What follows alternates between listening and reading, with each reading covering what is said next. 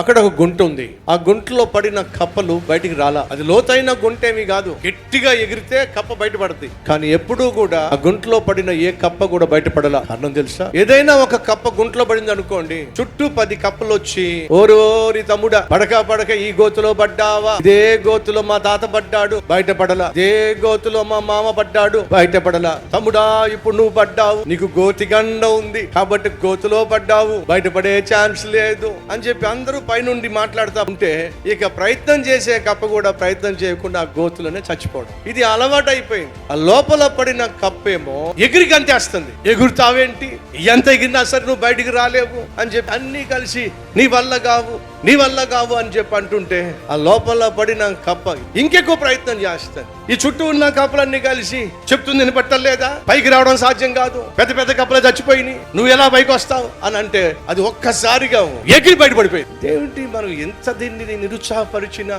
ఇంత మనం దీన్ని బయటికి రాకుండా చేసినా ఇది ఎలా బయటకు వచ్చింది అని చెప్పి వాళ్ళకి అర్థం కాల. తెరా చూస్తే అది చెవిటి కప్ప. చెవిటి కప్పకి వాళ్ళనే మాటలేం వినపట్టల్లా, కానీ ఏం చూస్తుంది తెలుసా?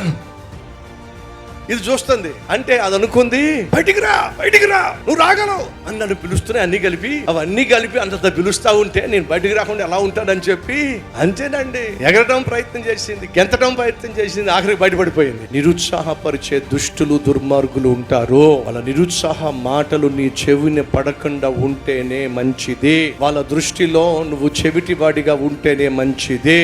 అప్పుడే నీ ప్రయత్నం నువ్వు చేయగలవు, నీ పోరాటంలో నువ్వు గెలవగలవు. నీ జీవితంలో ముందుకు సాగాలి, అనుకున్నది సాధించాలి అంటే చెత్త చెదరం వాగేటటువంటి వాళ్ళ వాగుల్లో నీ చెవిన పడ్డానికి వీలు లేనే లేదు.